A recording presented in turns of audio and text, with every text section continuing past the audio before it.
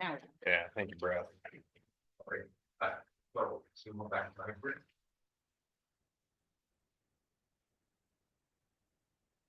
Yeah. Good evening and welcome to this session of the Port Commission budget. It is April 22nd, 2025, a little after 6 p.m. We'll start the pledge of allegiance.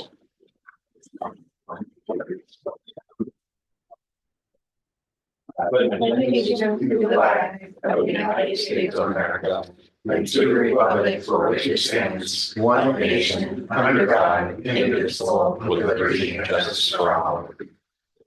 Roll call, please. President Lorraine, Here. Vice President Clute, Here. Commissioner Nats, Here. Commissioner Peterson, Here. Commissioner Dodd, Here.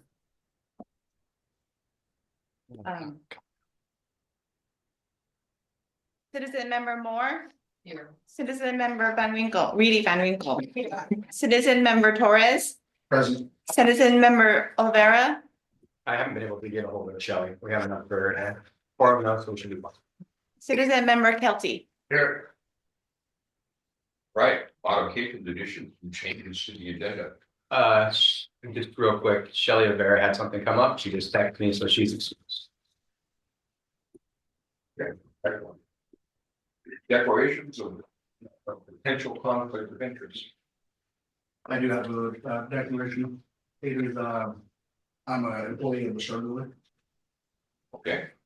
But hopefully it'll be a problem, but thanks for declaring that. All right, we'll start off with election of budget committee officers. Nominations for a chair. You want to be the chair? I'll name Don Moore as the chair. Someone else should do it. Huh? Somebody else should do it, like you get good at. So I did that last year, and I think I was horrible at it. I don't mind doing it again, but I don't. Because I do this so infrequently, once a year, I don't remember all the. We will walk you So through. if you want me through it, I'm willing to be the chair. Well, you can be, maybe. And then maybe I'll get good enough at it. first. I'll nominate Don Moore as the chair. Go ahead, second. Diana Van Winkle. With that, You said Donna Moore, we're nominating Diana Van Winkle. okay, did you make a nomination? No, but she just volunteered to be the chair. Okay, So I nominate Diana Van Winkle. okay. Second. I'll second that. Okay. With his power people. All those in favor? I. Aye. Hi. Okay. Now we need a nomination for vice chair. I'll volunteer for the vice chair. George. We need a nomination. I second that nomination. We need a nomination in a second. George Torres. I'll second the vice chair. See, this is what I'm talking about. I don't know. You're gonna be fine. Aye. I, Aye. Okay, perfect. The agenda now belongs to you. You'll move forward and okay, so I'm just gonna go down here and, presentation of the budget message that we Jeremiah Blue. this is a great time for you all to eat as I work through this. We are pleased to present the fiscal year 2026 proposed budget. The budget is the organization's primary policy tool, reflecting programs and services to be offered to the community for the coming fiscal year, aligned with the estimated resources and costs to complete the work. The PORLIC is dealing with an increase in PERS cost of around 40%. Its rate is going from 13.3% of payroll to 18.79% of payroll. The budget, as it is proposed, assumes that most existing service levels will continue at current levels. Most existing services will continue at current levels. Important information and service level line items for fiscal year 2026 include the following. And so really some of the things that stick out within this budget, we hope are reflected in the message, right? So hopefully this will answer, maybe is, once you've gone through the budget already, your questions were answered. Admin, IT and services moved from IT and monitoring to the contracted service line item for $55,000. Licenses, subscriptions, and fees were combined with dues. Contract services increase is from moving the IT service into this line and increasing the audit fees due to the number of audits that need to be done. Court-funded grant is at $150,000 for the economic development grant. Operations, salaries decreased, but it was determined to not split one employee into 4 departments as was budgeted last year. It is now all in operations. Insurance expenses have been rising quickly, and it shows in the increase of $30,000. Decrease in supplies, smalls, and tools. Lease and rent increase for the possibility of moving operations warehouse.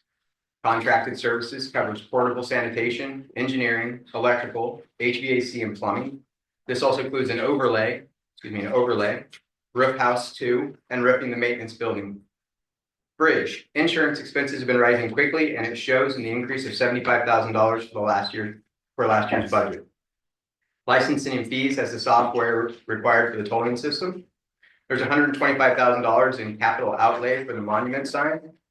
Commercial properties, fee revenue is property taxes collected from the tenants that is then paid to the county. The tax expense line item matches this amount. Interest revenue comes from tenant improvements on Flex 5. Utilities will decrease as Flex 6 is now leased. Contact services went up as most major repairs and maintenance issues have to be contracted out. Campground, increase in fees is changing from taxes after our rate. Contracted services increase for water, electrical upgrades, as well as winterization of the restroom. Marina, proposed increased slip fee. Repairs and maintenance include repairs for the finger dock. Supplies and small tools includes an aquatic weed cutter. Did you kill that? Kill that. We killed that. Yes. We found out the aquatic weed cutter would cut those weeds and then send them farther down the river, which they would then take root again, and we've just moved the problem to a different part of the marina. Contracted service includes dredging, and milfoil mitigation. Stern wheeler. The stern wheeler has $10,000 set aside for repairs and maintenance, and $10,000 set aside for contracted services if we need an expert opinion. Events. Repair and maintenance increase for pavilion door replacements, east shade hut upgrades. Contract services for milfoil treatments at the swim beach. Capital outlays for a concrete pad by the pavilion. Court-sponsored events include $15,000 for fireworks and $10,000 for centennial celebration. Put a little check mark there. You will be seeing me ask for an increase in the centennial celebration. And I did the math wrong on that. My assumption was that it was able to go for the majority of the money in our next budget cycle, but the reality is the event's going to be in September, and so they will likely need that money before then. There already an additional 5,000. Is that for something else? There is an additional 5,000 there for Captain Tom Day event that we think we're going to focus around picking up garbage and those types of things. The increase for, we'll get to it, but yes, there is. Grant includes $3.9 million for bridge strengthening. Is that where it was? Yeah, development. Grant includes $3.9 million for the bridge strengthening grant, $100,000 for a campground planning grant with a $50,000 match, $100,000 for a Marine Park East restroom with a $50,000 match, and $50,000 for land use and real estate development strategy with a $15,000 match. The bridge strengthening grant or campground planning and land use, real estate, and estate development strategies are all included in contracted services. Capital outlay include the Marina Park restroom and commission-directed spending of $2.4 million. Non-allocated. Debt service payments will be $1,042,610 as follows. Herman Creek Flex 1, $56,250. Herman Creek Flex 2, $132,650. Business Park Flex 5, Frame, $391,600. Business Park Flex 6, Frame, $43,500. The truck payment of $26,610 that we intend to retire this fiscal year. Thank you. $435,500 for the Business Park Flex 6. Contingency is set at $900,000 and can be used for unseen expenses with the approval of the commission. Reserve for future expenditures are $2,065,122. A bridge reserve of $1.344122. Debt reserve of $408,500. Line of credit $297,500, vehicle reserve of $15,000, unappropriated in funding balance of $3,977,078. An important aspect of municipal operations is comparing your resources with the beginning balance operating resources to your operating requirements. This would include personnel, materials and services, and required debt services. For the proposed budget, operating resources exceed operating requirements by $340. This amount assumes removing $4,115,000 in grant-related expenses for materials and service. This includes $200,000 in interest income. Interest income at this time is difficult to predict due to the economic condition and the timing of planned expenditures. The port operates on a balanced budget where resources, including revenues and beginning balances, are equal to or more than the total requirements. In the budget presented, resources exceed requirements by $3,977,977.78. This is a projected increase from last year. The port has been making concerted efforts to reduce costs while increasing efficiencies. In closing, the proposed budget has been a team effort involving participation from all departments in development. The overriding approach has been to prioritize long-term financial stability along with near-term efforts to increase operational efficiencies, optimize revenue, and ensure commensurate public benefit in all port endeavors.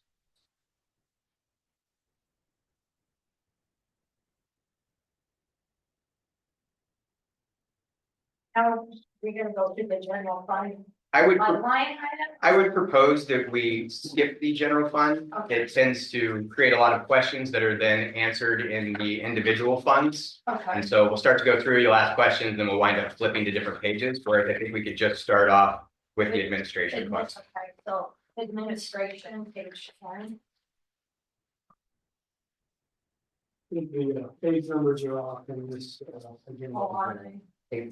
Yeah, right there. Okay, so. It's administration. 10 on that one. Yeah. Gotcha. Oh, it is 10. Page 10 in the agenda packet. Page 8 on budget. Okay. That's the confusion in my.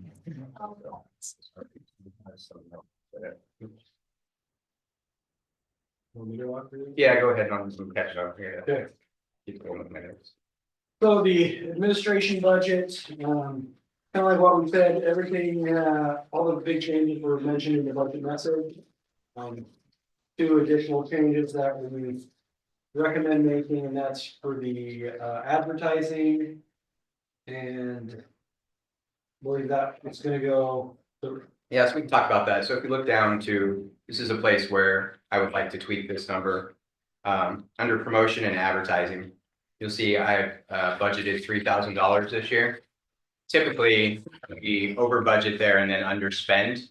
And my intent this year was to, let's go ahead and just budget about what we think we're gonna spend this year versus getting excited about a program that we never quite get off the ground.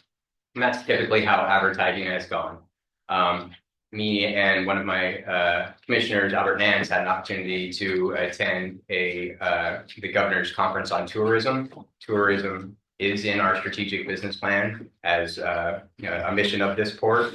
And we saw a tremendous number of opportunities in which we could be advertising, really for the local businesses downtown. There had always been somewhat of a push for us to advertise like our own businesses, like how do I get more people in the campground? How do I get more people on the stern wheeler? And so we never really got anything off the ground, at least under my tenure and the previous executive director's tenure for those events. Janetta has moved a lot of her events, space rental, advertising to social media. She has a number of wedding apps that she uses.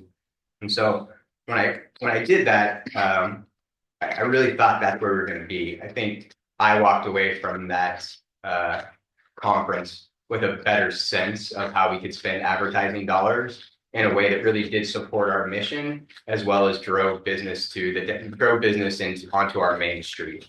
One of the ideas that I've been working on, I've got some quotes on, would be securing a billboard down at the Troutdale entrance. So right, we hop on 84 and coming into town, securing that for a year, and then working with local businesses for them to get their advertising up on it. So the port owns it for a year. It's our advertisement. but working with each business individually to make that accessible for them. There are just some of the smaller businesses in town, and really all the businesses there, everybody's trying to stretch their dollars right now. That us being able to shoulder most of that and also drive businesses to drive business to them is something that I saw that I thought we could probably take advantage of. I also have a commissioner that has an advertising background, and so there's a little bit more there where I didn't feel like, okay, I need to become the expert in advertising, take this on, find a way to come up with a concept and idea that works. It just, the time we got to spend with spending time with those people, it's a new conference for us. It was a new group of folks for us. It was a new sort of learning curve. But I felt like I took a lot away from it, and I walked away from it feeling pretty enthusiastic about what we could accomplish with that. I would like to take promotion and advertising down from $3,000, closer to $75,000.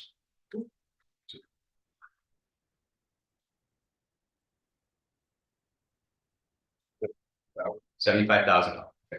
I'll make sure.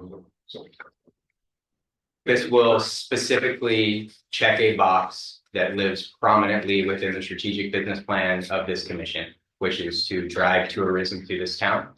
We have a number of small businesses in this town, as well as a number of projects that we use to drive business, including the new bike trails. So we have a lot to offer. There's a lot of folks here creating memorable opportunities and memorable businesses in this town.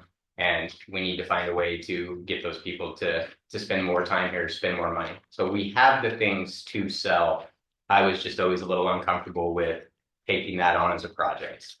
With some of the information that I picked up, Genevieve's background as a destination marketing, which you did for the chamber, Janice, who works for the tourism committee, things sort of came together in my mind during that conference, and I was like, I think we can tackle this year, and I think we can do a good job at it. And it feels like a year to do it. So Did you think about where that might come from? it's going to come from the unappropriated funds, right, for sure. $75,000 is approximately what I would need to secure, and I think there's still room for me to negotiate to secure that billboard for 8 to 10 months. I think I could maybe get it for the full year for that amount. Again, public meeting, I don't give up all my secrets, but I think there's room for me to accomplish that billboard, as well as maybe some other additionals. You have someone that can design it, that you don't have to hire? Yeah, I think we could design it. I think we could design it in-house. We spent some money last year in advertising for some amazing photography of the area. We've got people in all of our restaurants, people in out on our bike trails, people down on the beach. We've got swimming, we've got hiking. So we have a lot of the material. And then yeah, we do have access to folks that I think they could pull that together. And then on top of that, we also have an eye for it with Commissioner Nance. Have you thought about talking to the tourism committee about going in with that too? Yeah, so that would, I didn't want to go to them until I kind of had some money to say this is what we're thinking about doing, but yes, I would love to partner with the tourism committee on that.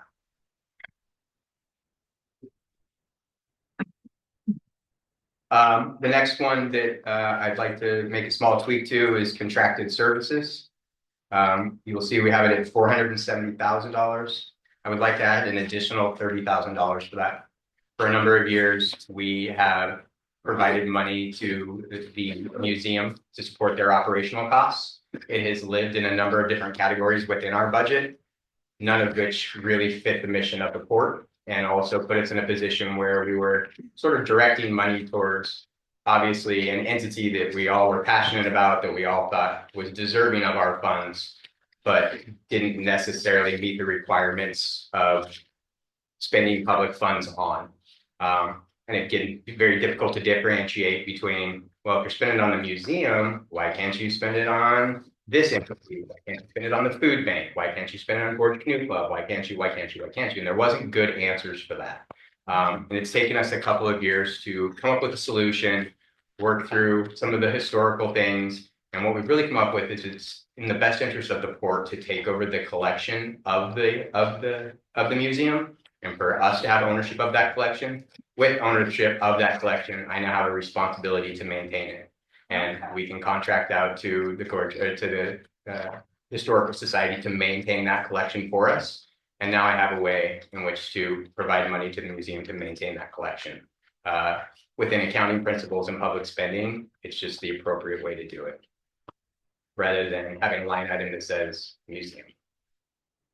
So that would be an additional $30,000 there.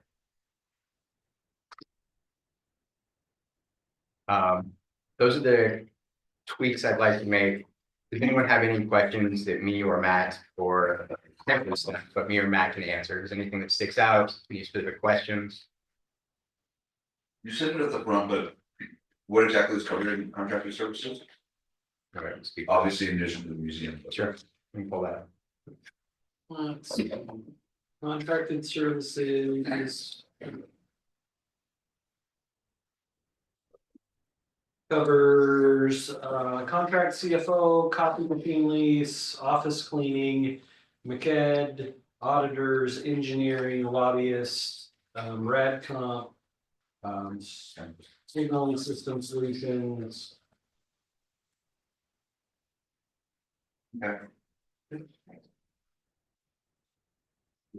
Mentioned.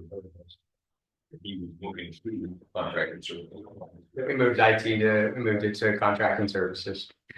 Separate out the hardware from the actual maintenance of that.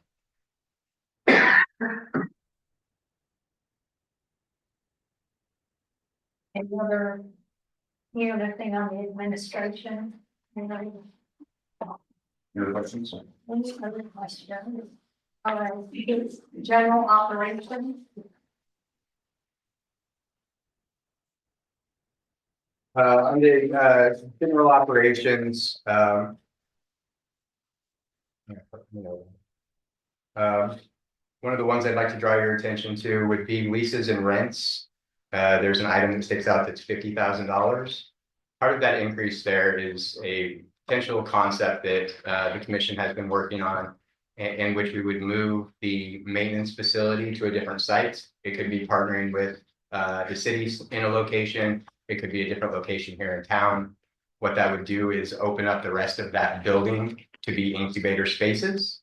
There's excitement around incubator spaces, but we're not ready in a position to say this project is moving forward. I want to put that money there if they choose to do so.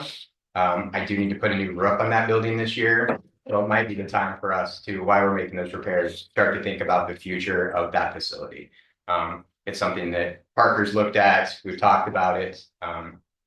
If we were going to do it, it would likely need to happen in this year. But again, it's not something that the commission has said, this is a project that is happening. So the money's there if they decide to move forward with it, and that would be there. And it would be a reoccurring, right? If I move maintenance off of port property onto somewhere else, we will continue to pay that every year until I build them a new building, which could be a while. And do you have some ideas where you might move it? I do. There's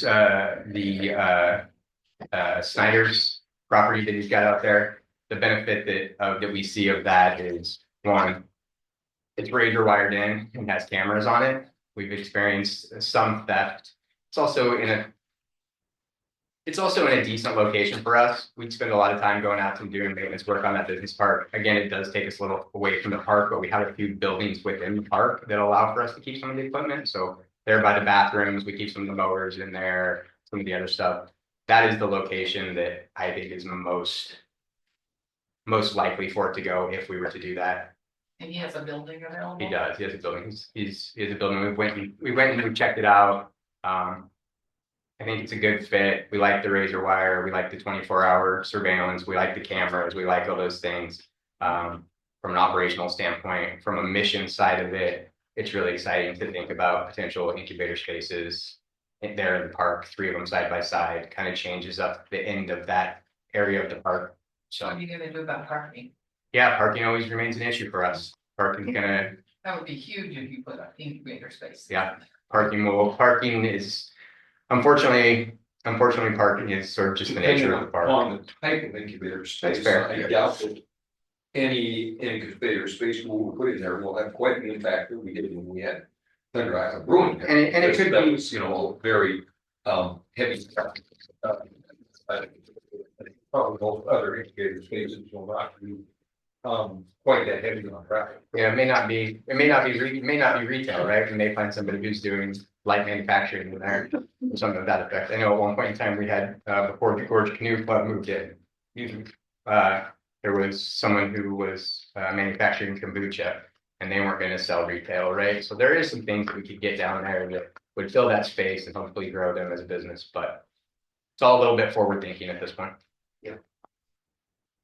You mentioned the roof is somewhere else, it's not here within Lisa's next, is it capital outlay? No, No, it's in contracted services. It's contract Yeah. services, okay. I have two roofs in there, house two and the roof for the Gorge Canoe Club maintenance building as well.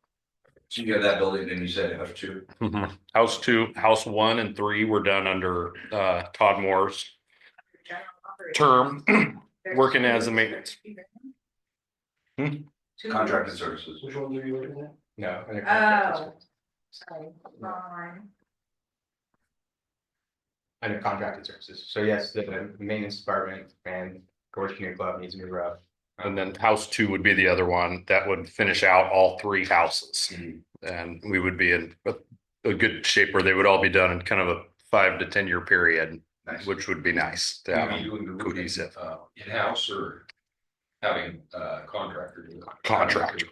Then that pricing on there is based off of contractor bids. Okay. I have a suggestion for somebody who's like much less expensive than everybody else I've gone to. Just to- I wonder if it was somebody, I found a guy that was working locally and got him out here. Okay. I'll But share we'll that have with to you chat. later, 'cause he was like 40% less than anybody else. I feel like I maybe talked to the same guy. Any other questions on general operations? I saw insurance increase pretty substantially, is that just for our properties? Yeah, so we get our insurance through the Special District Association of Oregon. That covers us across all of our properties, our buildings, the docks, anything. But not the anything- bridge. But not the bridge. That is the only thing it does. Okay, because you mentioned West Seventy, okay, one of the bridge, okay. Have you checked into the cost of insurance of putting that out at Dennis's property? We have not. That's great. Thank you. Yeah, thank you. And I presume you guys would have keys if you needed it, couldn't need your stuff at any We time. would have come. It's beeper ran or RFID chip ran.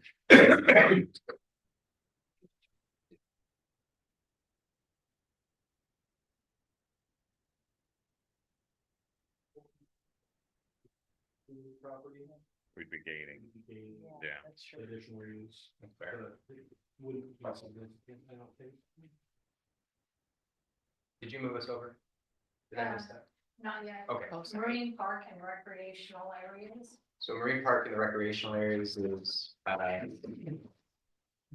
fund that lived previously. Typically to live on the budget until it falls off. So one more year and we won't have this page. So there's nothing there that's right. Old Bridge. Yeah, Toll Bridge. So we have again projected at $3.2 million. We estimate that we will finish up very close to that, $10,000 one way or the other. We're looking on track for that. We projected that again this year at 3.2. Probably the biggest line item that sticks out is that increase in insurance. We can attribute to one, there being very few providers of insurance for bridges of our size that are privately owned, as well as the Francis Scott Key Bridge. That was a $1 billion claim that hit this industry very hard. And we are feeling the repercussions of that. We are not the only ones. Other private bridge injuries are feeling it as well. I would like to tell you that this is the big hit. I don't believe it is. I think next year we will see another big hit. We will look at whether other options are for us. Hood River intends to do that next year. We will probably follow suit. I don't know that we're going to find anything.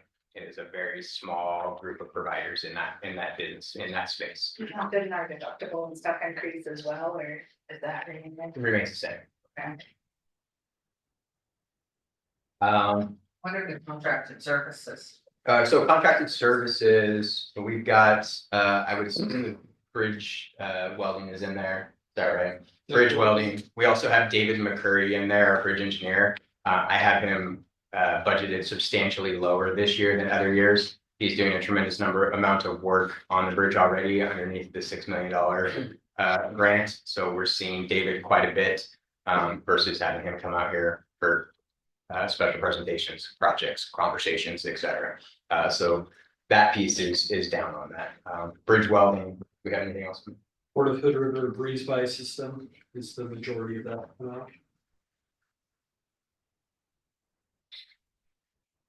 Sorry if I missed this capital outlay. Capital outlay is for a Monument sign. That's the monument sign. It would be the 100-year anniversary sign. That's based off of past cost estimates. Wow. And that's the pretty top end there, but price increases, the estimate's now a couple years old. But that gives us some money there if that's something that the commission decides they do want to pursue.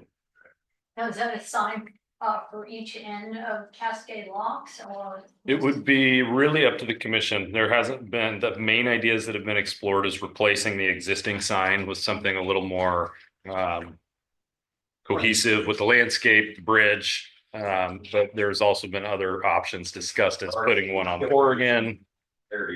Very substantial and, Yeah. you know. We've got a heck of a bridge with a heck of a name and kind of I a know, bummer we of a need- sign. Yeah, we need a nice Yeah. sign. Yeah. We get a big hole. It's like, you see down here, all the Right. to the gorge, right? Absolutely. Would that be beautiful? Yeah. Oh, yeah. Any other questions on Toll Bridge? Commercial properties?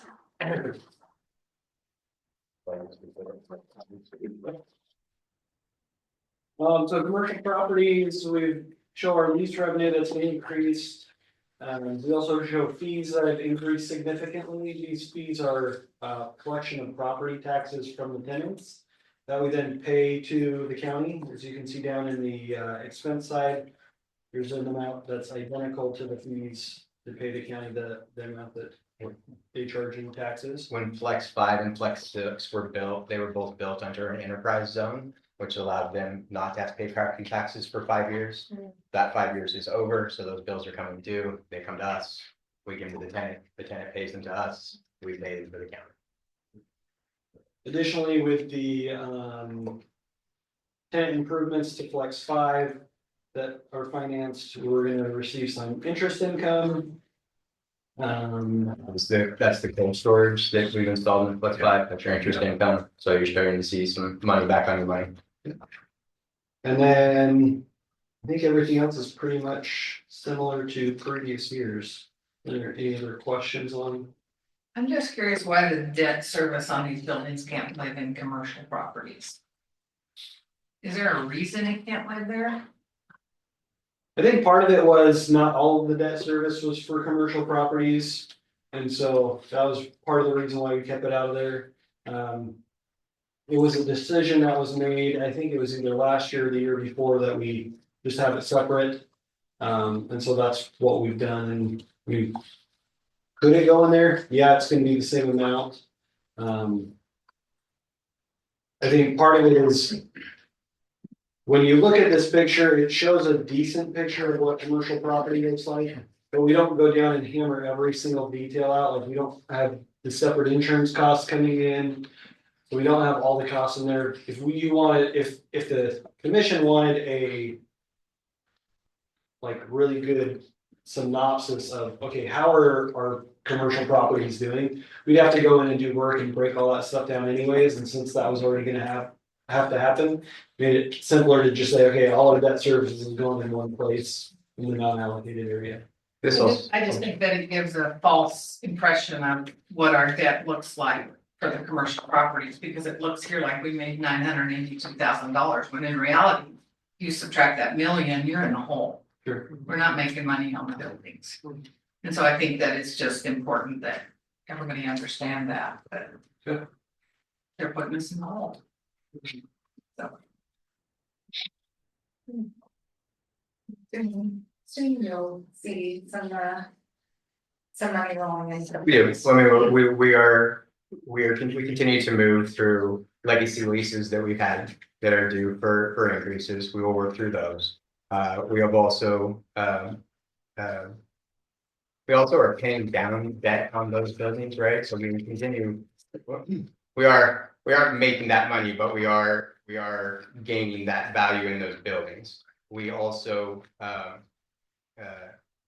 within that sort of purview of it as well, these also fall somewhat, at least the way that they were created and designed, right? They built these buildings, they immediately moved in tenants, not always with lease terms that would pay off these buildings. We almost, until we get through some of these legacy leases, have to look at this as something that moves the needle on the port's mission, right? We create jobs with these, we create businesses with these, we drive the needle from a mission standpoint in terms of revenue production that could ultimately lead to replacement of bridge tolls. You're absolutely right. We're not there with that business line. So I noticed that there's a difference from last year to this year of very little bit on our leases received. Where's you leased Flex 5, right? Flex 6. Flex 6. So we have, where's that shown in the so resources? that shows up in our resources. So the Flex 6 is a long-term 15-year lease with frame.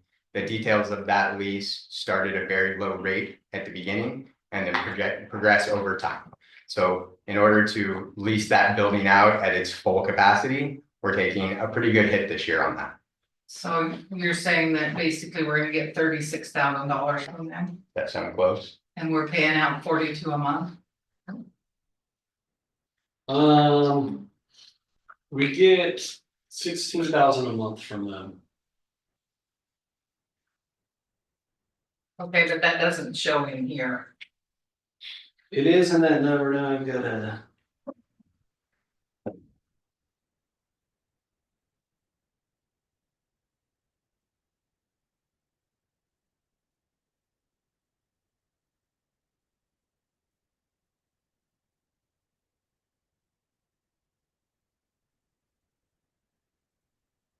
It doesn't show there. Yes. Got it. Pretty close. Budget's a big. Brad, do you know how many square feet that building is? 43,000. It's 43,000. I guess the summary on that is there were no good solutions to get that building leased. We built it at a high rate because it was built for a specific client, which went under almost before the building was finished. We've slowed the bleeding. At the end of this, Freedom has the potential to create 50 jobs in the community. There were no good solutions. Everything that we looked at to do with that building had us throwing good money after bad, with still no guarantees that we were going to get the building leased. We looked at dividing the building. The building was never designed.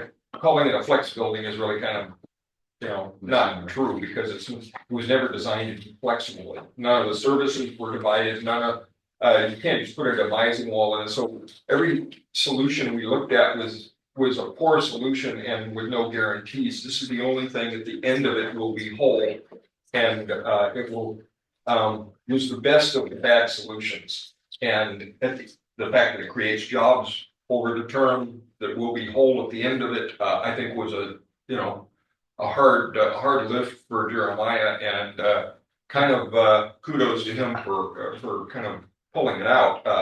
It for the time being it slowed the bleeding and eventually will stop.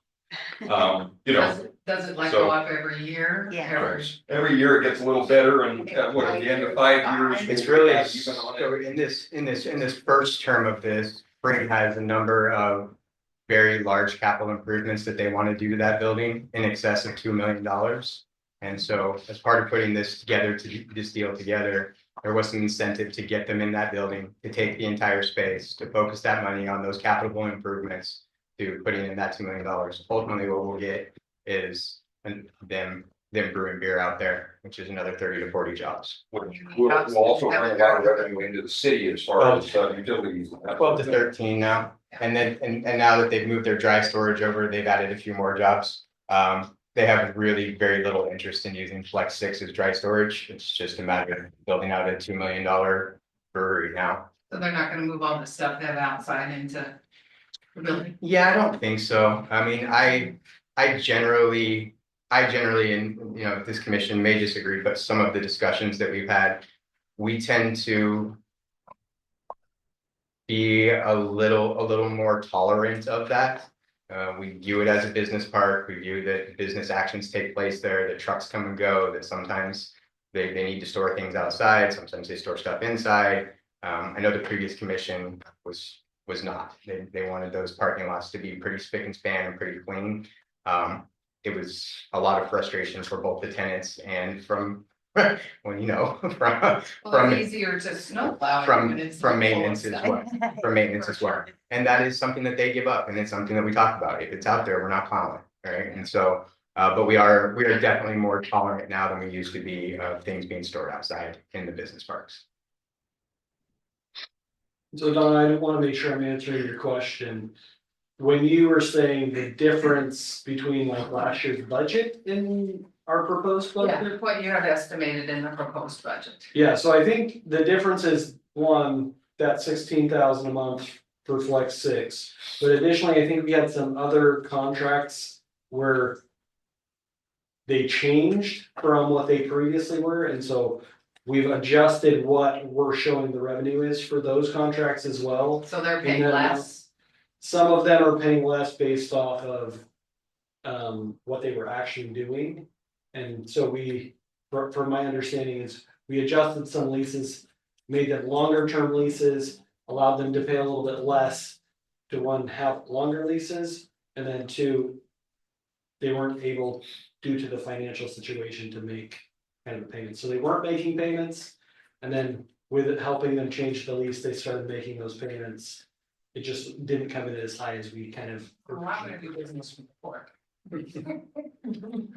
Well, you're talking about the difference between the estimate and the actual budget that we received, right? The new budget, Yeah, there were some tenants that just left, that we just don't have anymore, so that's definitely, Stuck us with $85,000. so the idea of, we estimated that would be.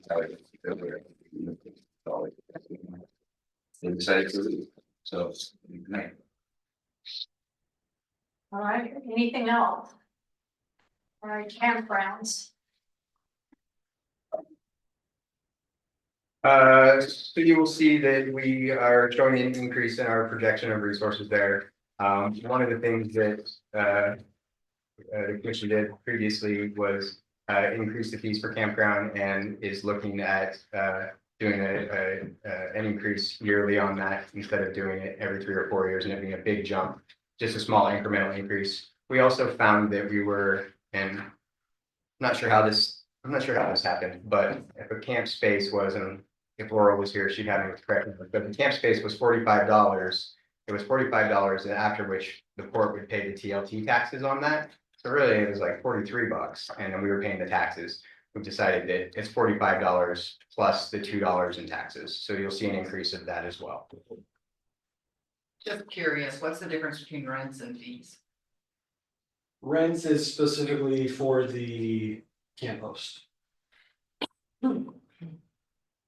So For the what, what's that? the camp host, Okay. so based on IRS They pay- requirements, I forgot we about show that that. they get rents, Yeah, then they it works pay. out in the pay. Yeah, This is, yeah, right, that's the value, okay. I forgot about that. And just if the difference between what the rent was and what the rent is going to be.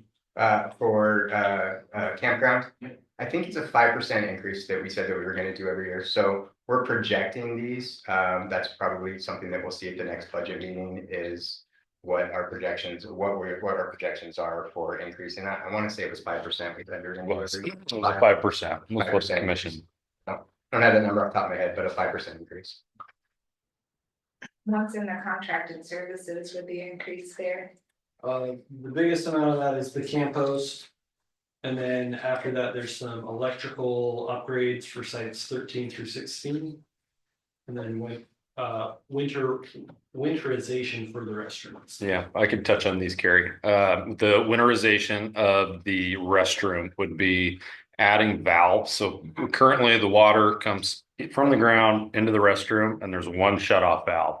I don't have any valves anywhere to isolate each restroom stall.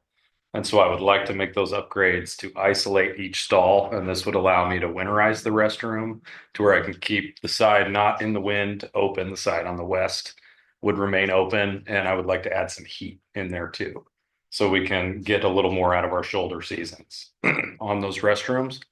And then Matt, what was the one other one I had there? Electrical.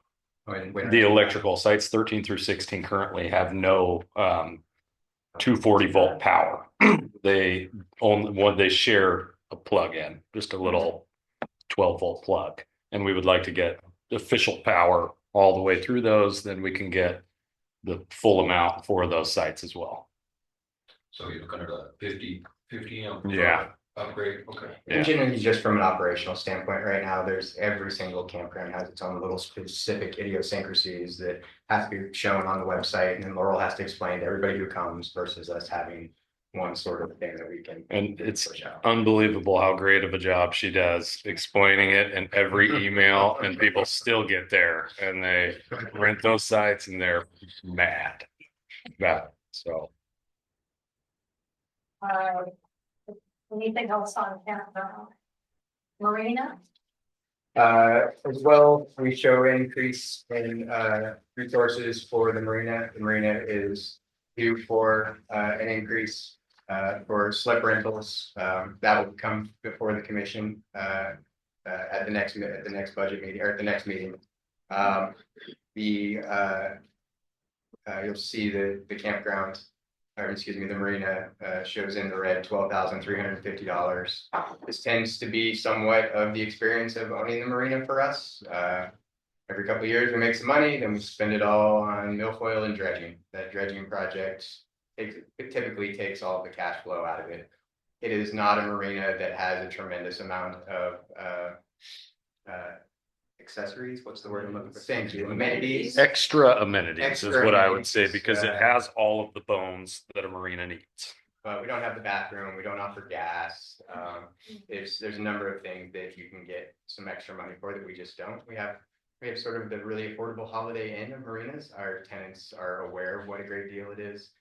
We are working on trying to build a new bathroom facility for them with a grant, which is something they would like to see us do. If someone were to say, hey, let's expand the marina and maybe we can create more revenue, I just don't think it can be done. It's a really difficult way to make money. Even the large ports that have huge marinas struggle to make that pencil out. As a port, we're certainly glad to have one as a revenue stream.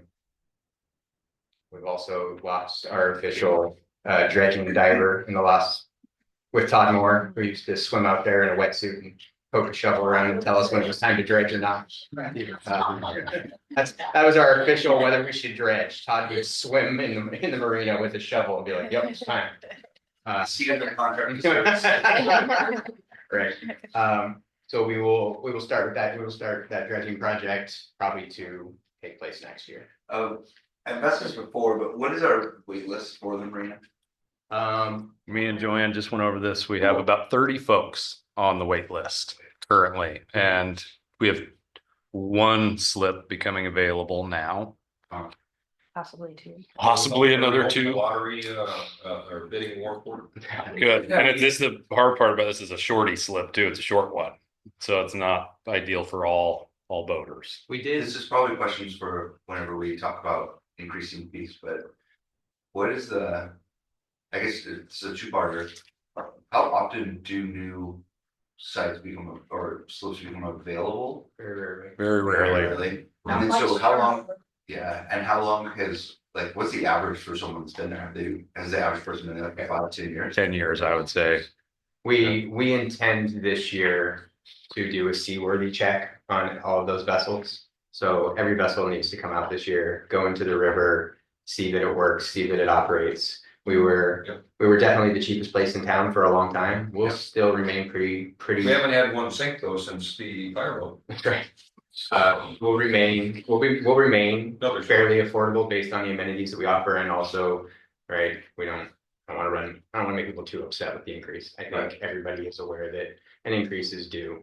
I would certainly like to see some more local boats out there. And I think that maybe that seaworthy check could potentially cause some of that to happen. There are roads out there that haven't been to the river for a very long time. And it might open up some new spots. Yep. That 30-person list may go down. Okay. Parker has also dedicated one of his new maintenance folks to sort of overseeing the marina. We don't have anybody right now that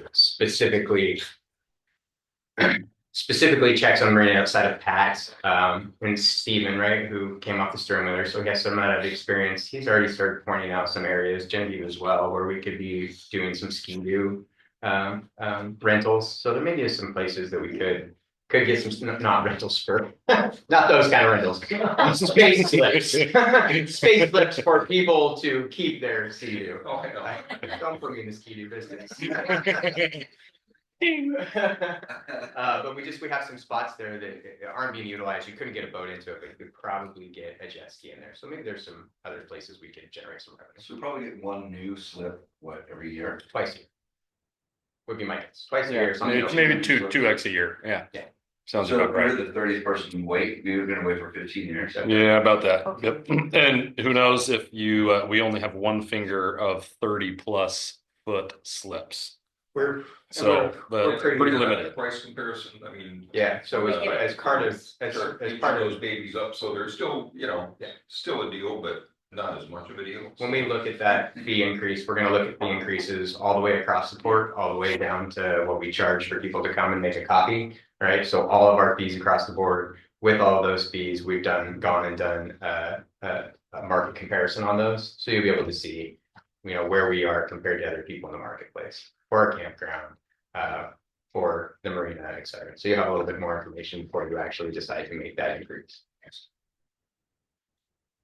In the contracted services. Uh, For the. 30 grand was for dredging and then the milfoil. Milfoil treatment, 2x a year to 3x a year. Yeah, we're moving there. we're moving to where it needs to be. We were doing it once a year for a long time. We had somebody last year that dove and cut a bunch of it, which was really handy. Which is great, but in retrospect, after the research I've done over the winter was thankfully it was in the off growing season that we had that done. It was late in the fall when we were doing that, but for the springtime, it's not a good idea. It'll just generate more and more plants, thicker Well, foliage. We're also seeing it's not in this budget, in this fund, but we're also seeing we need to do it at the beach as well. We have enough swimmers out there and enough events that we're starting to see its growth out there. Inhibit use, and so That was gonna be my next question was that, whenever you did all the bullets at the beginning, you mentioned milfoil within events as well as within operations. yeah, we weren't really sure 100% where to put the milfoil that we do on the beach. I could have just gone to operations, or we stick it in. It used to go into operation. So we used to just stick it in operations, but because Janetta is doing events out on the beach, like the cross channel swim and CGRA stuff, as well as Gorge Canoe Club stuff, it seemed like an appropriate place to put that at, or to put Those that. are the But main. you said it was in both places. I was wondering. If Yes. you do it once. No, we've spread it out, and there's 3 treatments we do. We do one in the marina mouth and the marina. We do one on the swim beach, and then I do one over where we pull water from the slough leading to Thunder Island. So the slough Thunder Island one's coming out of operations. The marina is going to come out of marina, and the event site location will come out of the events. Is there anything that we can do with that milfoil? That would be an awesome incubator business. That's- I didn't. yeah. I don't know. Go for it.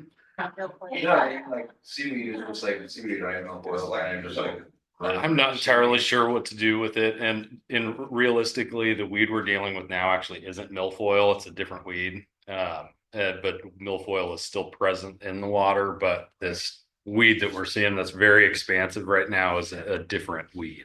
Gotcha. I was wondering if we use it for like compost or for like if we were growing anything else. Tasty seaweed snacks. Literally like Yeah, take it that's all and then do something with it instead of storing it. composting's kind of one of my pet projects that I'd like to get working on here, but I haven't yet as far. But I'd like to build a couple bays Like like somebody has like compost. community gardens or whatever, that would be. It would be great stuff. Yeah, and we have access to a lot of other material with our wineries, Right. local breweries. There's all kinds of stuff we could pull It'd from. be a lot better than just dumpster or like cutting in, let it flow down. Yeah, Then they gotta deal with it. do they have to go over there? Yeah. Right, cool. All right, moving on from the arena to storm drainage. Similar, very similar to last year, based on their projections that they brought to us earlier this year, as well as the requirements of the charter agreement that we have with them. We project to do $100,000 in revenue on that. We've set aside $10,000 for repairs and maintenance. We will continue to set money aside for the stern wheeler year after year. That was how we got ourselves in a bit of a jam this last time. We weren't setting money aside for the stern wheeler. It will need to increase as time goes along. Right now, we're sitting in a pretty good workplace with the stern wheeler, new engines, new keel coolers. We also have $10,000 set aside for contracted services. That is Mark Troutman. So every now and then, the stern wheeler will reach out and say, "Hey, we need this new valve," and I'll reach out to Mark Troutman and say, "Hey, they say they need this new valve. Do they really need this new valve, or is this something they could?" So he positions himself from a standpoint of the port and helps us navigate some of those more complex stern wheeler deals. Other than that, it remains very similar. Why was 100,000 budgeted and nothing came in? We haven't received it yet. We haven't received it yet. So you won't receive it in this budget. I think we will. I think we will receive in this budget. I'm not sure what the amount will be. They came to us with some unexpected costs and some things within the contract that they believe should be renegotiated. We are in current conversations with them. We likely should have put a number there. What that number will be is dependent on that conversation. It will not be $100,000 For next year. It will this year. This It will not be $100,000 this year. Okay. With it coming loose in the from the dock and us needing to winter that boat somewhere, that really wasn't something that was spoke to within the contract. And so we're working from both sides to get the language right on that. But there's got to be some cost associated with that. Who shoulders that? Who shoulders that burden is still debatable. There's some additional costs that they have around preparation of food that are in some discussions. So again, us getting a contract right. I certainly hope that we get there this year and it's the 100,000 next year, but it won't be the full 100,000. Has the wintering already been paid for? Yes, they paid for it. And is that the 75,000 that shows here? That was budgeted, or where's that In at? last year's budget, Yeah, yeah, in last year's budget, I believe that was for some. The $75,000 was a project that we were looking to potentially need to do on the stern wheeler cafe. We've reassessed that project. It's something that we'll probably push out. We feel like with the Extapa in there, getting their feet underneath them, and the stern wheeler getting in there, getting their feet underneath them, the last thing we want to do is tear into the side of that building and put a dip in that. So we're going to give them a couple more seasons. Parker feels confident that the building will do fine for a couple more years, but it was a project we were considering doing. We did not. my question really is more, where's the cost for the wintering of the boat? They assumed that they paid Oh, that they cost. take it. Yes, yes. Okay. Anything else on storm drainage? Okay, events? We're just getting right in the groove. Yeah, you're doing great. That seemed like you're a little apprehensive. Like a bicycle.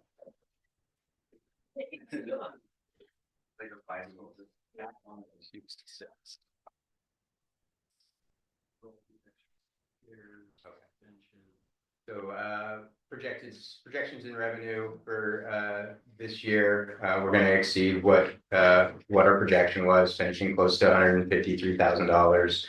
Next year proposed at $165,000. Those fees wind up being for chairs and additional services that we provide. We're finding ourselves doing less and less of that. That's been a concerted effort on the part of the events manager to involve our maintenance department less and less.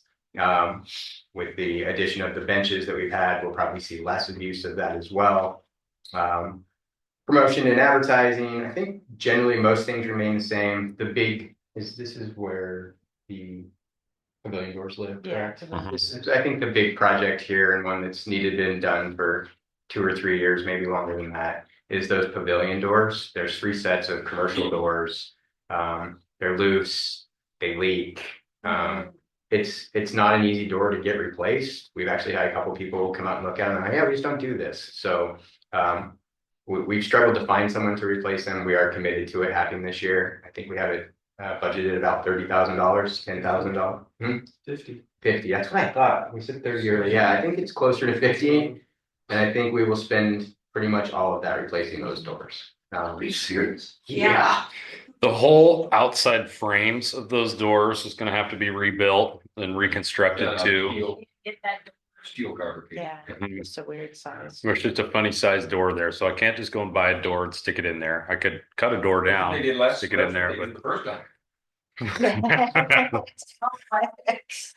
if you go down there and have a look, we could come in under this, but just based on the estimates that I had gotten, but I think we're gonna come in close to that. Construction things are going down in price all the time. I was, just before I came here, I was watching a home improvement show and they could easily. No, that's just, those aren't normal, those aren't standard size. They're not standard size doors and they're like a frame within a frame. They were reframed inside of another frame cut out, if that makes sense. Yeah. And part of the framing was other doors or door frames that were put into the door. So it's just it's a strange setup. So they weren't very substantial. No. So if you have, I'm sorry, go ahead. Yeah, oh, If you're gonna have to, it has nothing to do with the budget right now, but I guess if you're gonna have to reframe it, shouldn't we just do standard, like, commercial size doors then? Yep. Call it a day. Yep. Yeah. And so that's what'll happen. It'll get So we're not reframed. We're just redoing. Okay, okay, But to get to that point, we will have to do some framework gotcha. to set the stage for those commercial doors. Gotcha. And then those doors will probably outlive the rest of us or the building at that point. And It's like that is because the pavilion used to be wide open. It used to be- Yeah, right.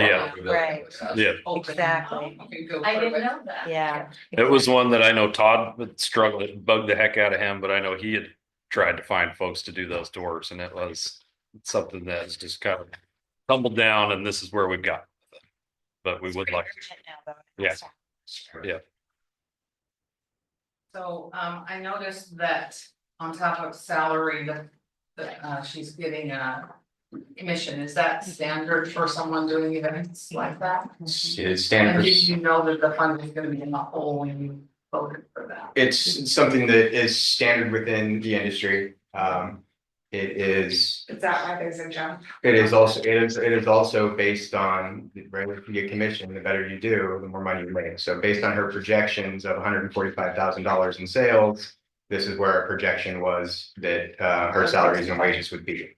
She oversold events, her wages are gonna increase. It is the nature of paying somebody a budget, or paying somebody commission within a government entity. It's interesting. It's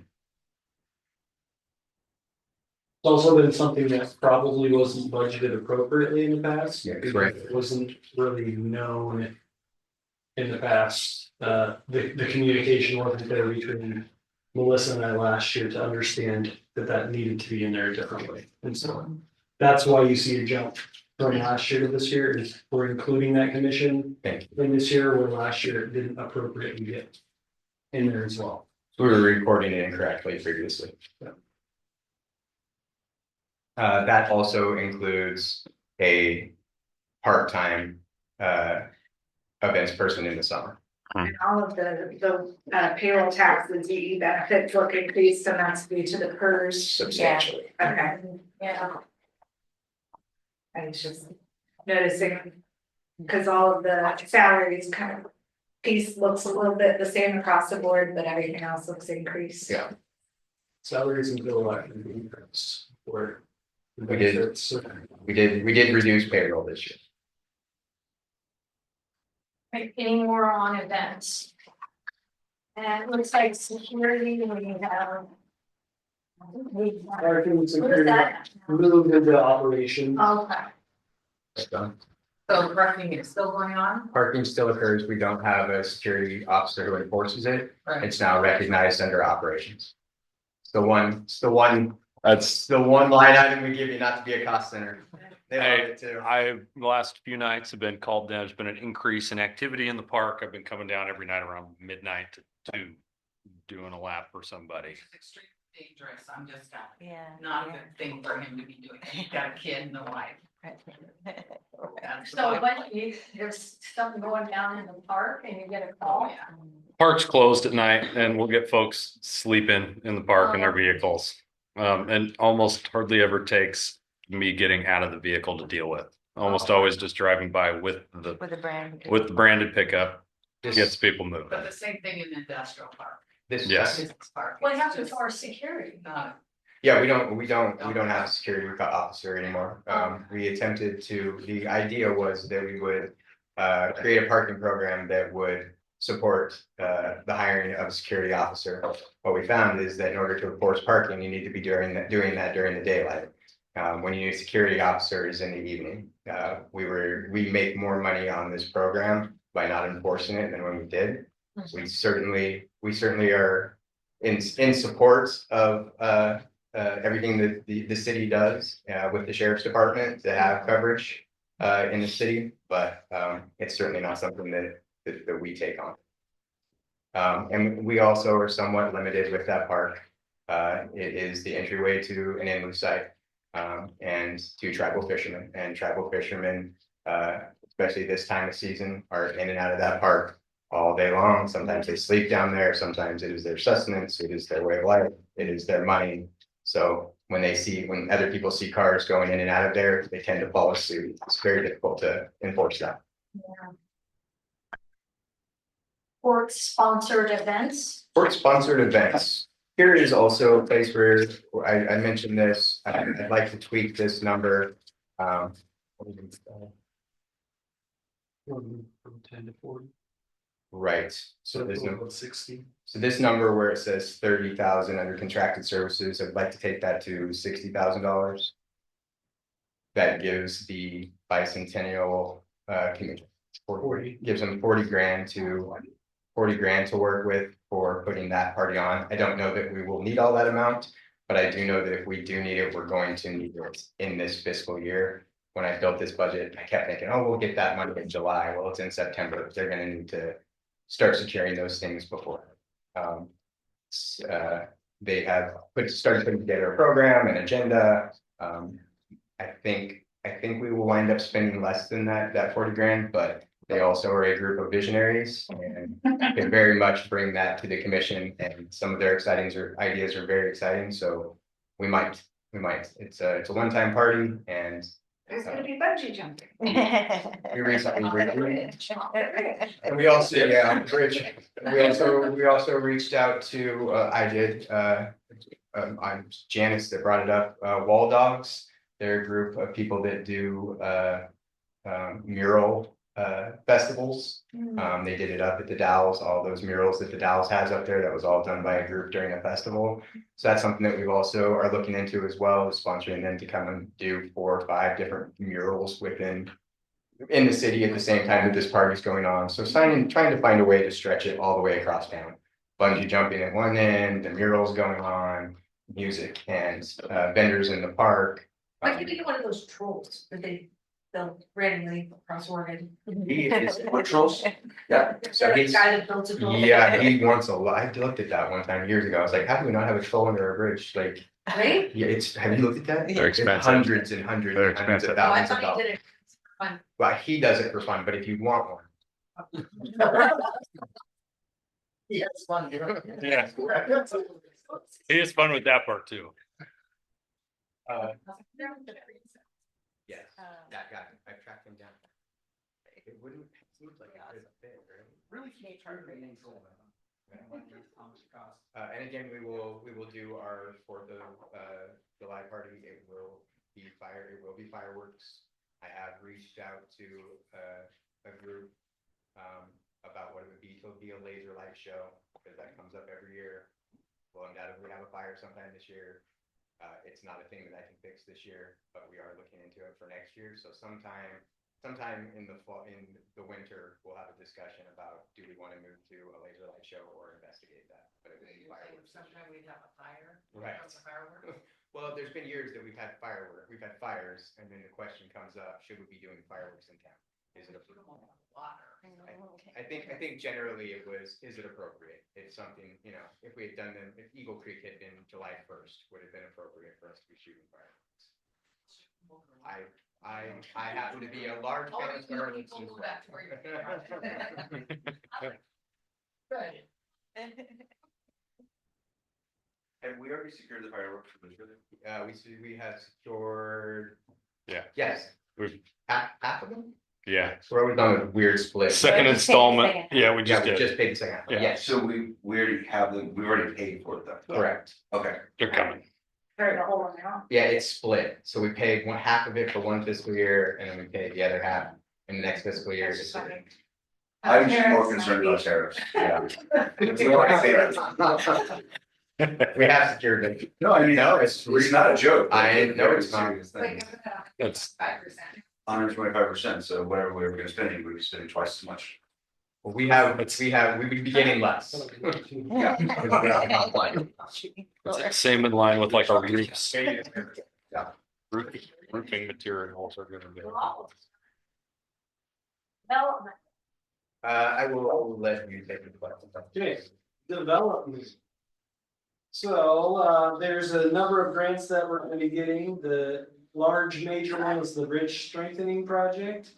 And we've budgeted that for about $3.9 million, which will be all in contracted services for us kind of continuing to understand the bridge more and what needs to be done in the future. In addition to that, we are getting a comprehensive land use and real estate development grant, their strategy grant for $50,000. It's got a $15,000 match that goes with it. We've also applied for a campground planning grant, which would have a $50,000 match to it. And then a Marine Park East restroom grant, which has a $50,000 match to it. So that's the total of the grants up there. The interest income is the income that we get from the bridge strengthening grant that sits in the LGIP account. So we're required to track that and use it for the same grant program. So that's why you see that interest income in there. So we've got expense wise, 10 grand in advertising, when we have to do specific required notifications. And then, like I said, contracted services is that 3.9 million plus the land use and real estate development strategy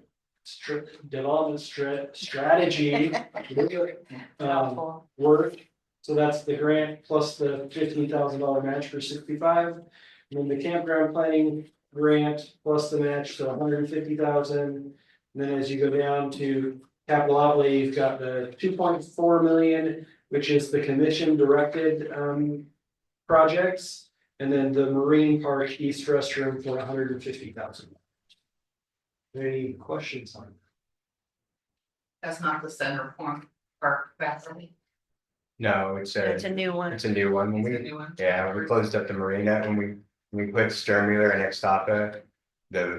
In that building, the marina used to use that bathroom and they had access all the time.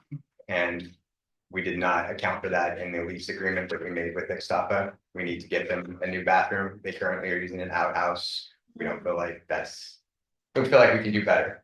So we're looking for ways to do that. Parker, that reminds me, the towel dryer in the women's bathroom in the, it doesn't work. Okay, thank you.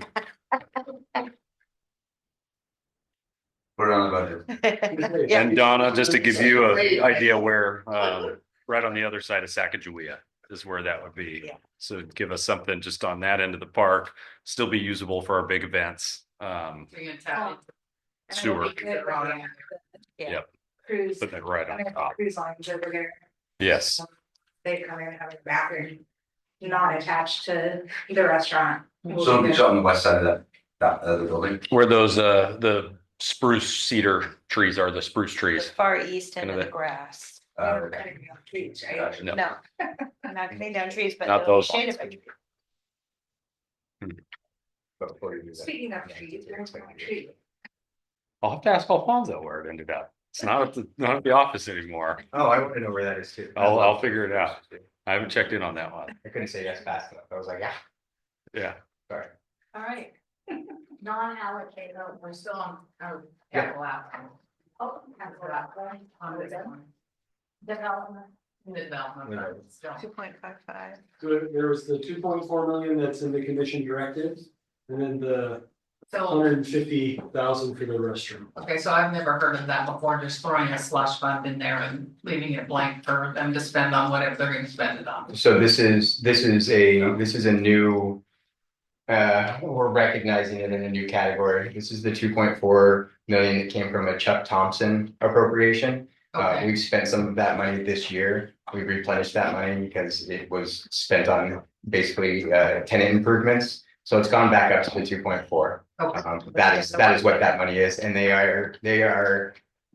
do, as the previous commission did. I mean, we kind of spent that 2.4 over and over and over again. But it is likely what's going to move the campground forward out there. They do have at their discretion within the strategic business plan to spend it on things like acquisition of downtown properties, which is also in their business plan. But that 2.4 is the same as it was last year, just recognized in a different way. okay, well, I would rather it was recognized as what it might be spent for. Rather than just a slush fund to be spent on. You know, whatever they decide to spend it on. I guess see a plan. Yeah, I would say. So that's that comprehensive land use and real estate development plan. That plan would be built around what to do with that fund. And so it's sort of tied to that study in a lot of ways. We've done lots of those things. Yeah. Yeah, this group's a lot better. We You want gotta to, keep doing them. we want to see it too. Yeah. We want to see that too. We've done lots of stuff. We've got a good team. We've got a good team to navigate that hurdle because it has been a hurdle. They all sit right next to my desk, and uncompleted plans are something that we've seen happen for a number of years. And we put a good team together to avoid that. It's not exactly a slush fund because No. we do have to, we do all have to vote on it. I don't have any access to this. It's the slush fund, it is a budget though. Yeah. Because you yeah, budget not every dollar. specifically. That's what a budget is. You budget every dollar where it's gonna go and what it's going to spend on, right? So, that's just the way I do it. But the other thing that I would like to see in the future maybe would be to see grants that have come in. How much has been spent on those grants and how much is included in the budget, because it's kind of hard to tell. Of your beginning budget, the 900,000, how much of that is grants that you're holding? Right? That's right. So. Or the 900, sorry, whatever it is at the beginning of the budget. So that 9 million doesn't include anything that the port hasn't received. It doesn't even include the 6 million that the port has received that it hasn't kind of earned through actually doing the grant process. So the $6 million grant, at the end of this fiscal year, we'll have only recognized about 650,000 of that.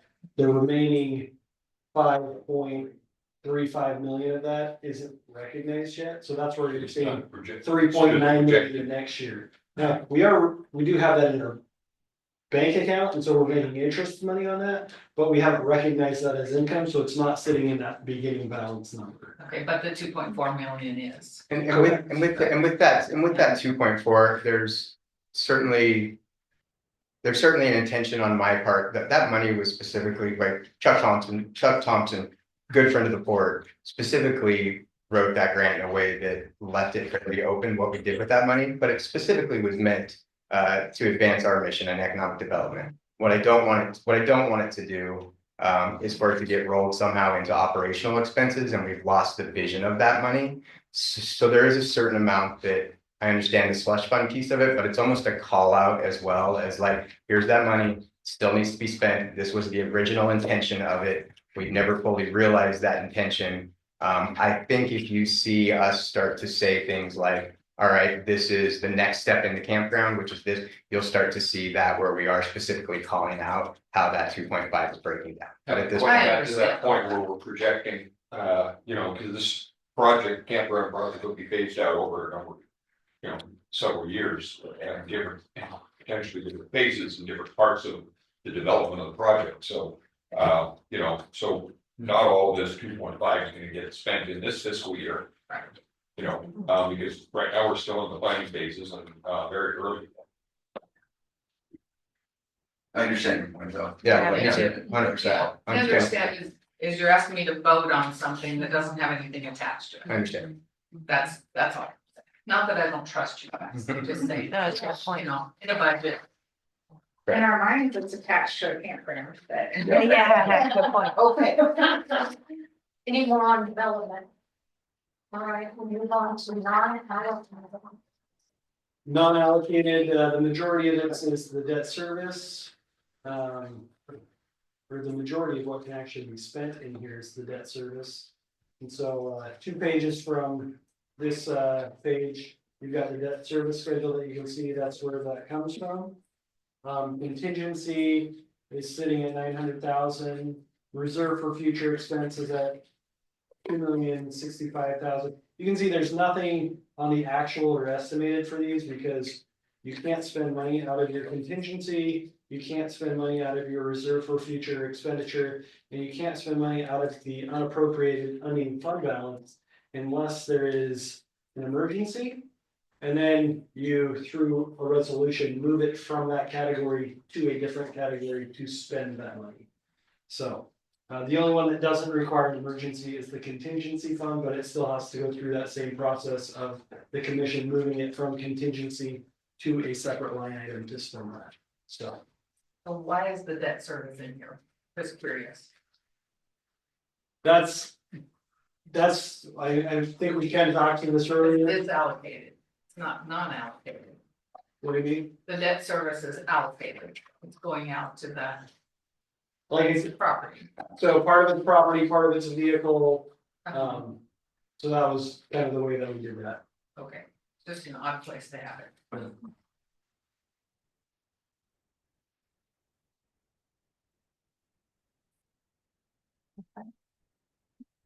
Well, we're not gonna go over salary or all that, right? Unless anybody has any specific questions, we did a 3.5% cost of living increase. There was, some salary adjustments. But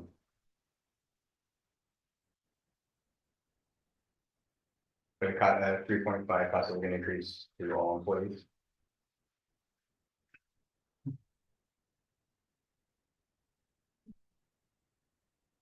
Yeah, services. But just gives the detail of what's on that non-allocated page as debt service payments. Congratulations on paying off Cranford Way. And Oh. we also, Have to bring that up. we're also paying off the truck this year. As long as you keep sitting in that seat, we'll just keep paying stuff off. I know at one point we talked about, so some of these are being paid annually, some will be paid quarterly. Yeah. We had talked about, how the debt schedule would pay off more quickly if they were paid on a monthly basis, or, to get those off so that you're not accruing as much interest. I think we're getting very close Your way. in our finance, in the way we are handling our finances. Moving to bills.com, moving to QuickBooks Online, that's something that we could probably handle. At the time that the commission brought that up, that was going to be a heavy lift for us. Okay. We were doing a lot of things, sort of quote unquote the old fashioned way, which moved fairly slow, and would have been very difficult to keep up with. I did not forget that request. Okay. We just about have everything in place where I'm like, Matt, we could do that, right? Just checking. Some of them we can, some of them actually in the loan agreements say if we pay things early, they apply it on the date that the normal payment would be made. Okay. So Yeah. there may be some that we can do that for, and some of them it doesn't make sense to do it for because for them. Because they It figured out makes their it profit easier based to be on- like, hey, I can just tell you, I'm applying this on the day it's due. Whether you pay it 2 months early or whether you pay it a day early, I'm applying it on the date it's due. So Okay. I think that's what the new thing says as well. But we definitely have seen some improvements on. In our ability to handle that from an administrative standpoint. We've got payroll down from 3 days to 4 hours.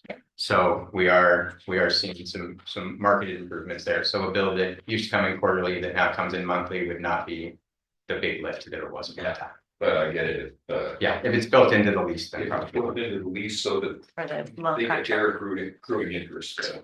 Yeah. Yeah, The other, is there anything on the debt services? Sorry. Yeah, I wanna make my little spiel. Yeah, go ahead. While you guys do that, I have got to go to the restaurant. Okay.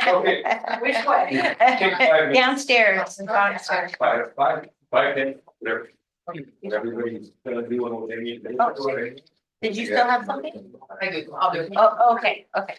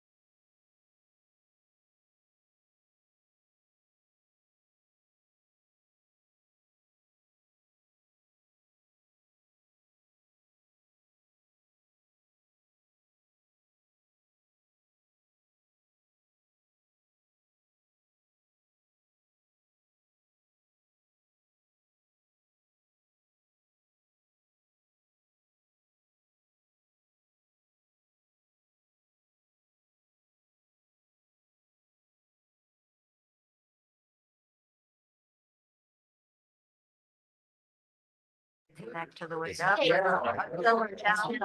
I know Did, I'm recording. there's both here. I think Donna had something else on the, Yeah. Oh, yeah, I just wanted to give my little spiel about. Okay, what, on the, On the Yeah. debt. salary schedule? No, on the debt service, go backwards, the other way. That's last page.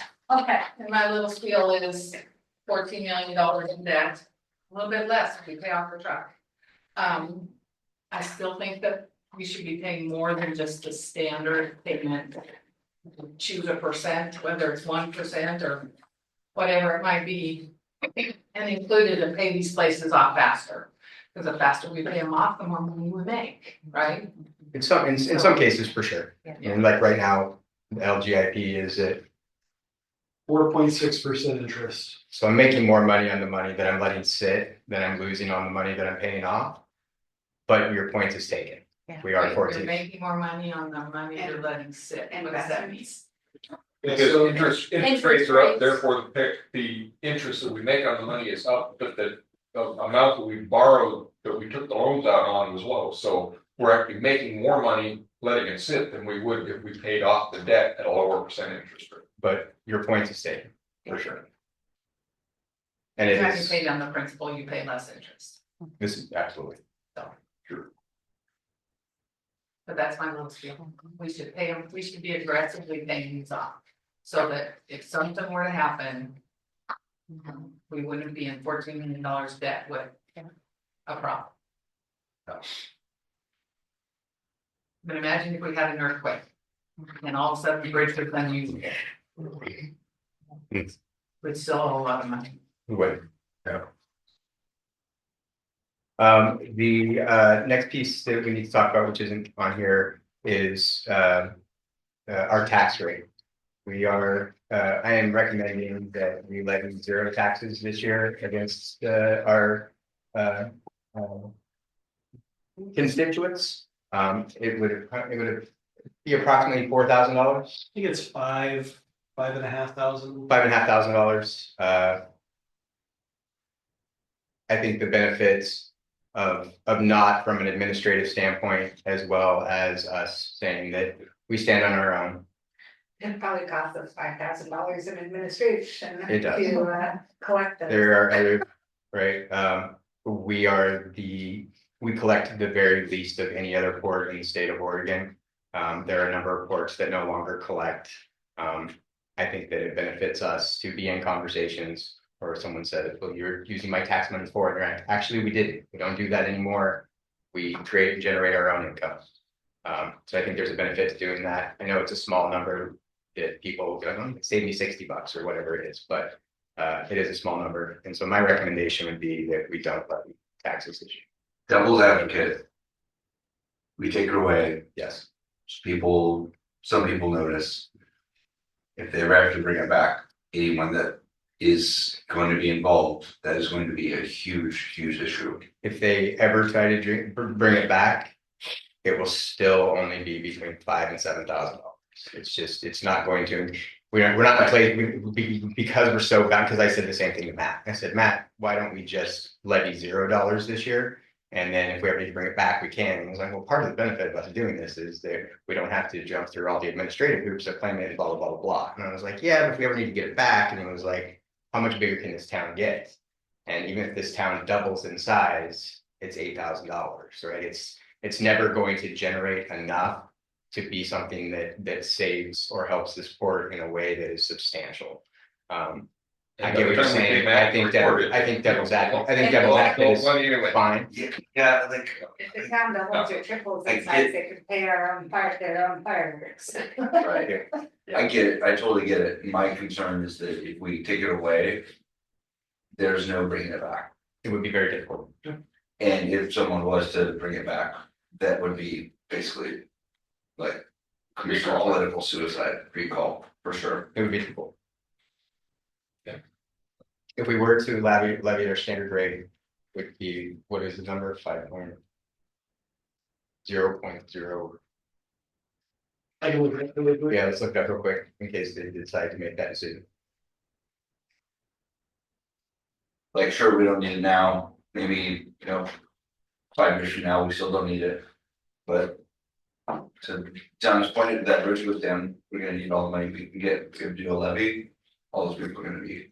It's gonna be a very, very bad, like, situation for those people to be in. Whether I'm a commissioner or not.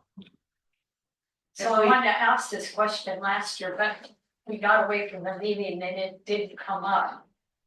This tax rate, how does that get taxed? How does it get paid? Who gets taxed? So it's part of the property tax. Right. Okay.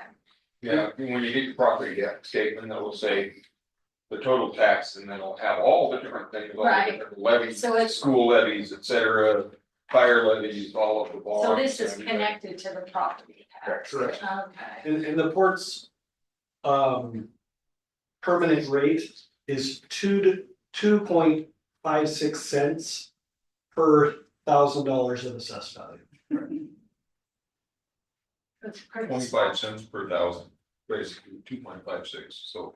No, 2.56 cents. Per thousand. Yeah, so it's Okay. 2 cents. Oh, 2.5 cents. 2.5 cents Yeah, per thousand. there we go. 1,000, yeah. So 0.02. 0.0256. So $25 if your house is worth $1,000. Right, Yeah. I got paid $62 last year. That'd be $2 and. Oh, $2, 56 cents that'd be big. Yeah. So your house is half a It's million, just we're paying $12, $13. Yeah, it's a real minute amount of money. Yep. Like you said, it costs more. I mean, if we keep it, it's something we could just dedicate toward, you know, our community picnic or whatever to support the community We've until got- the day we may actually need it. I love I see both sides of it, but I also see it as like, it's already there. It's $12.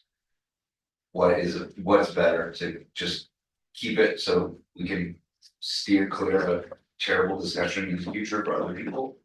Or do we just get rid of it and no one ever has to do it? Devil's advocate, like I said, I just want to be thoughtful of that. When George is running for commissioner in 2036, and we have to bring it back, it might be a hard thing to run on. I'll make it work. We could. Do a tax rate of 0.000 and revisit it every single year. So we don't lose or we could just set it where it is and forget it, like, I think the real value in it comes from us being able to tell our constituents. We don't use your tax dollars to fund this. As small as it is, it still comes up in most conversations of, right, but I pay taxes on that, and it's like, Not really. well, then they do, and they do, and we Yeah, have, some of them think we have a way to they're do that. probably making a big contribution when really they're not. Right. If we're not taxing people, do commissioners still need to be elected from the citizenry? By statute. Statute. Yeah. Okay. Darn. Oh, I'm just curious. Yes, we just dissolve ourselves as a commission. This can also be good fodder for a conversation next year. This is the first time this has ever been proposed. It's always been, we set it and we go, set it and we go. Right, so maybe this year it's a proposition, you guys look at it in the conversations that you have with the public. Maybe there's value to it, or maybe there's not, but at least it was discussed. I mean, I get it, it's not a lot of money, but. Do we have the ability to set it higher? No, you do not. We can't, You have the ability to set it lower, but not we higher. can set it higher. I mean, No. There's No, nothing it's a massive to levy. stop us from doing it That's a levy. other than our constituents being very unhappy with us. Not to say that I wish to do that, but. There's a permanent rate limit and you can't go above your limit. Right. So your permanent rate is We're at our permanent rate. 0.0256 per thousand. Okay, so that is our permanent rate. That is Right. your permanent Okay. rate. Now, if a bunch of millionaires and billionaires took over this and the property values went skyrocket, Yeah, there it is. So what if you said something like for 1 year, we're gonna vacate this? But it's probably gonna come back next year with the economy where it's at.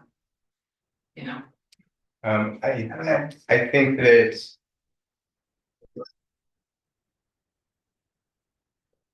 So we can keep the Is- tax, but, or keep the levy, but not have it or set it to 0 and revisit it. or we could do, yes, we could also have investigated it this year. You guys can explore it in the community. And then we move on next year and say, you know what, I would have had a lot of value being able to explain to people, we don't use your taxes versus. Either of our online commissioners, Ted Yeah. or Todd. Rob, do you have input you wish to include in this discussion? Not at the moment, but thank you. I'll chime in real quick. I'd say let it ride at what it is. Great. I also this almost feels a little, I mean, it gets set by this body. And then obviously it gets approved by the commission. You guys are really the ones that have to live with this particular one, right? So. Maybe I remove my recommendation that we set it at 0. I'm not necessarily opposed to setting it to 0. My devil's advocacy was more around us just Getting rid of it. getting rid of it completely. Yes. Because then you're losing one of your tools. There is probably more value in us keeping it the same this year. We're gonna jump through the same hoops from an administrative standpoint, whether it's 0 or whether it's that money. Last year, I think what we can do is we can specifically call out something this year, a project of some sort that we spend that money on specifically, that I think you guys can speak to. I don't know that it's a community event. We're trying to get away from some of that stuff, but something in that box. Right. And that would be an argument any commissioner or any community members who know what we're paying and how much money we make can say, hey, you know, that community picnic that you always never want to fund, you can just use the money that we're giving you and I think there's value. forward it to the committee. I think there's Community picnic. I think there's value in this body considering it. I think there's value in this body knowing what a small rate it is and being able to express that to your constituents. I think we've done that now. Whatever we do, I think we can probably getting it back would be much harder. That's 100%. Just letting it ride is probably good advice. You good with? We'll need a resolution to pass the budget as well as set the tax rate. So on both of those, we would get a motion in a second, as well as on the tax rate, a motion in a second. There'd be room for discussion. So if we need to further this discussion after that motion, somebody can set the motion and say, let it ride. Somebody can say, set the motion, make it go away, and then we go to an actual vote. Is there anything more that needs to be brought Is there any more? I mean, yeah, We have to discuss on the 25-26 budget. We do have 2 members on from public comment. We would probably want to get our public comment in if We have 2 members, okay, 2 members of the public, Janice Crane and an iPhone. okay. Public comment, Doesn't look like it. are you there? are they there? Doesn't look like we have anybody. I'm here, but I don't have a comment. All right. No public comments at this time?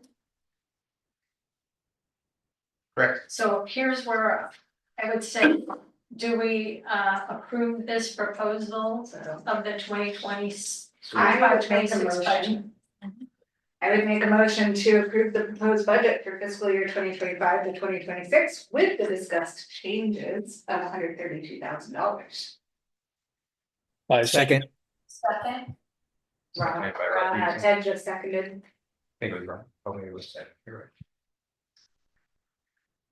Ted can take it. right. And then we would open it up for discussion, Diana. okay, so, we're open for discussion. There's no. Sounds like we're discussion. gonna move forward with the tax rate as is. We'll take That's a take- second motion. That's a second motion, so we'll take a vote now. Okay. All of them. So, all of you in favor of the budget for 25-26, okay, With the discussed Aye. changes. with the discussed changes. Aye. Aye. Aye. Aye. You and I don't oppose, no. Any opposed to the budget? Great. Now we do the text. So budget passes, awesome. I also make a motion to levy taxes at 0.0256 per $1,000 of assessed value for the 2025 to 2026 fiscal year. Is there a second? I'll second.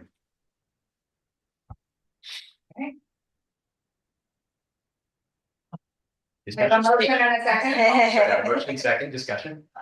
Is there a second? That's Second. Who seconded? Now we're open for discussion. Okay, we're open for discussion. Let's have discussion, people. Let's talk about We had a discussion before the motion. We're good at that. We do that at once. We do I that. like that everyone say their piece, like there's a lot of people here, right? We all get to have our opinions and Yeah. thoughts on it, so. I just kind of think that, I mean, if, like you were saying, that it would be kind of like a decent idea to, if it's not something that we really want to do away with, then to put it as like, well, let's revisit this, let's move it down to 0, but the next year let's revisit it, and that way it doesn't, if it needs to come back, then it can come back, but if it doesn't, then, it still gives, I mean, granted, it is. It costs money to administrate the 0 value levy as well, so. If we're gonna spend the money to administer it and the labor hours it takes to do that, we may as well just Just leave it there. where it is. How much of a pain is it to do administrative stuff? Is it really just accepting checks? That's just a little bit. It's just you. No, I mean, the actual like money coming from the county is really easy, they just deposit it in or Okay. it's, you have to file different paperwork with the county, have things to them on certain dates, things like that. So it's an extra trip. Is it a significant amount of paperwork? And that's doing it with how we're doing it now. Correct. And we would do that regardless of it being section 0 or not, correct? You actually wouldn't have to file your budget with the county at all if you don't If you said. levy a property tax, because that's why it has to go to the county, because they're going to administer his property taxes, so. Right. Looks like Ted has a question. My comment would be just let it ride the way it is. Fine with that. I do like the idea of if we know how much it is, minus, administrative fees, to have it as I said, associated something Specific. for that community. Whether it's a bench or a new bike, like rack or whatever, I think that would be something that we could at least point to and be like, That's what you use your tax coming for. you got this, and it's a benefit to the community. I say this a lot in a lot of these meetings, but like being able to do things for the community is something that I think is our primary charge as a commission. So if we can dedicate even something as small as what these dollars are to something that can benefit everyone, I think that would be in everyone's worthwhile. Everybody like those swings out there, easy fun? I love those things. So There we go. If this budget gets approved before we bring it to adoption, we will include some projects, and maybe it's one of those swings, but they use up that money that we specifically call out, and it's in the That's budget. great. That's great. Something that probably is not our job, it's the city's job, but I don't understand why we don't have recycling bins like out next to the trash bins, like on the street. But hey, that's me. I don't know. We can put them through the portal. No, you can bet.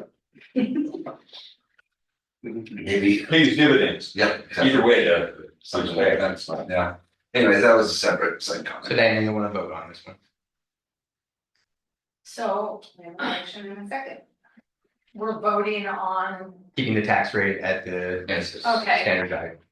so we're voting on keeping the tax rate at the standard rate. Is anybody, is anybody All in favor? all in favor? Okay. All in favor? Aye. Anybody object? Oppose? Rob, were you an aye on that? Yeah, it was an aye.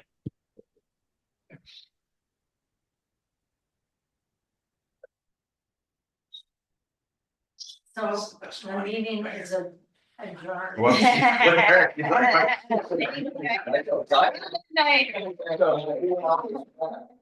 tonight's budget was approved. It will go to the commission for official adoption. So thank you for everybody who participated in this. I certainly appreciate it. Donna, thank you for coming back. Keep coming back. I'll keep paying things off, I promise. And for everybody else who donated their time to this for the community, we appreciate it. And for potential future commissioners, appreciate that as well. Thanks, everybody, and to staff who worked really hard on this. Yes, thank you. Thanks, everyone. Thanks, everybody.